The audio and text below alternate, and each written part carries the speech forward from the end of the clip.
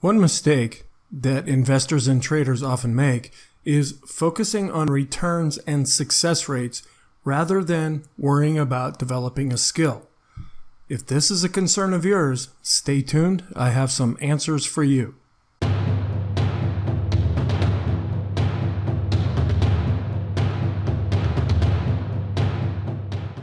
Before I start on this video, I want to remind you that I have a free workshop that is available to you by clicking on the link in the description box below this video. It's about 90 minutes long. I'm not trying to sell you anything. I'm just trying to offer you some insight and different ways that I think, and to help you possibly think in different ways yourself. The coverage includes a lot of different areas. Of course, I talk about the financial markets in general and a little bit about the stock market itself. I also cover sports. I'm a big fan of sports. Music. I've been playing music since I was very young. And I also talk about professional and personal relationships. The goal of this workshop is to help you to think in either new or different ways, as well as for you to get to know me and my style. When we're talking about percentages and returns, that can be an important thing. What is your winning percentage? 50%, 60%, 90%, 10%? I have to talk about that quite a bit, and people are always asking me about that in the program that I teach. What is your winning percentage? And I tell people, I don't know, because everybody is a little bit different. I tailor the program to each individual member, and somebody may have a very high winning percentage, and other people, as they're first starting out and they're trying to learn, they make a lot of mistakes and they may not have consistent success. That's a skill that is developed over a period of time.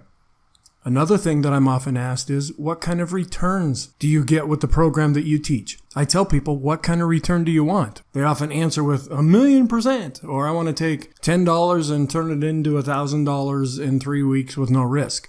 Well, you have to be practical. There is risk versus reward. The more risk you're going to take, the more potential reward you will have. People that don't want to take any risks, your returns are not going to be very high. Another thing to consider is you might have a winning percentage and still lose money. Well, how does that work? Well, let's say that you're building things using compounding, which is another video that I have, and you take $1,000 and you let that compound, let's say 9 or 10 times, and you're seeing pretty good results. Well, let's say on the 9th time you do it again and that trade just falls apart. You end up losing everything. Well, you had a 90% success rate, but you didn't have the returns to back that up. So that can be a little bit misleading.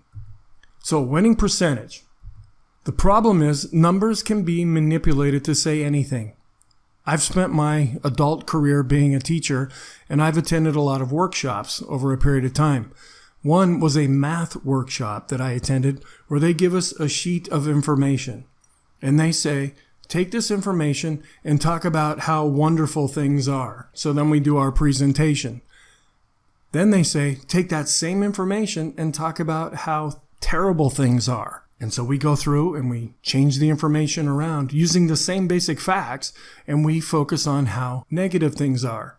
That's what is done to us through advertising. They're playing on our emotions. They're trying to get us hooked. And I have to do that because I have a program that I need to try to get people interested in. I may refer to winning percentages or returns at times. When you're talking about returns, what kind of a return do you want? You can make 20% a week. Woohoo!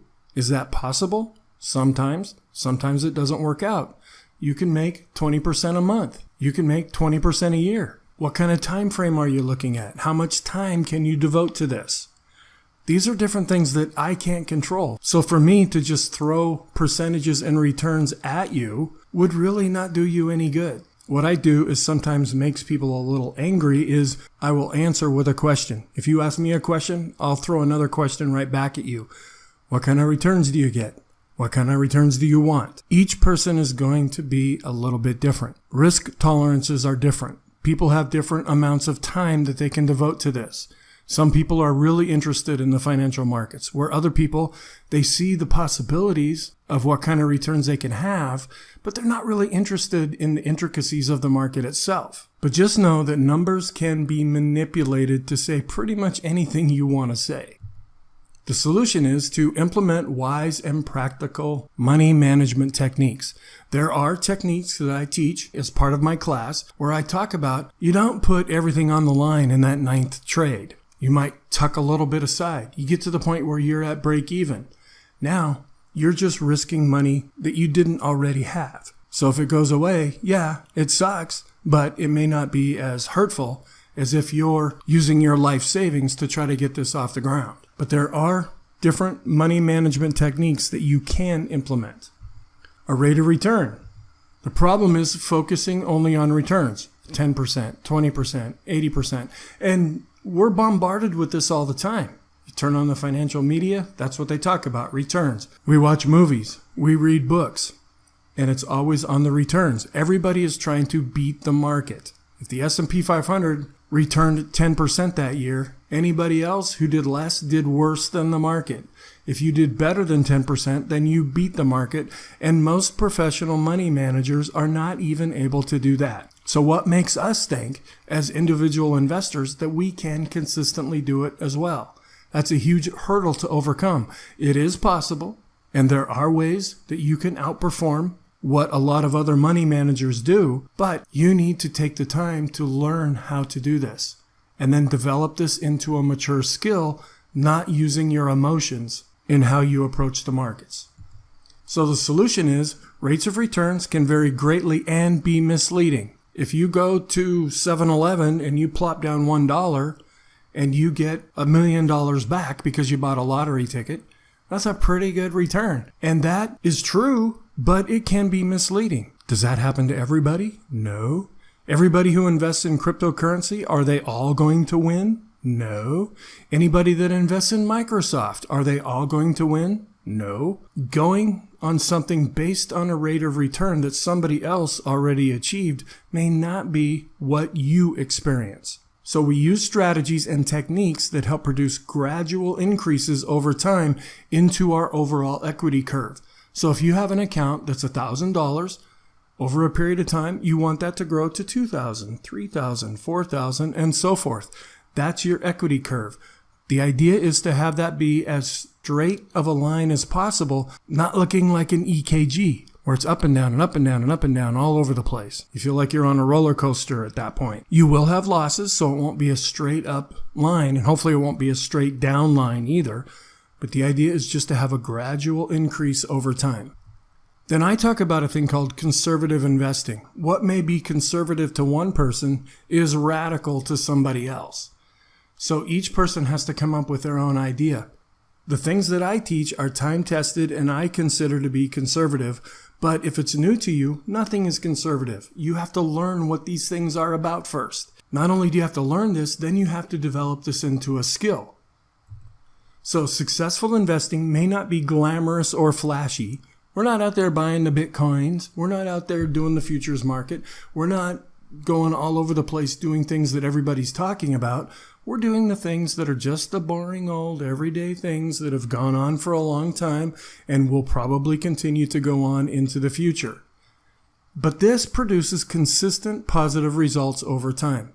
Do you want to go with the latest fad? There was a time when I could sell you some Furniture.com stock in the late 90s, and people would have been tripping over themselves to get it. How about some Enron stock? What's that going for these days? That was a very popular company at one time. Things do change. Different fads come and go. But things like the S&P 500, the Dow Jones Industrial Average, the NASDAQ 100, they've been around a long time and they will probably be around in the future. And if they're not around, we have some serious problems we have to deal with. So thank you very much for watching this video. I really appreciate that. Please click on the like or dislike button below. Also, leave any comments. I love to hear lots of feedback. Consider subscribing to this channel to help it grow by clicking on the bell to be notified anytime I upload any more videos. Please access the free workshop that I talk about at the beginning of this video. And also, I have a blog at spxinvestingblog.com where I have written articles covering the topics that I go over in the videos. So thank you very much, and I'll talk to you in the next video.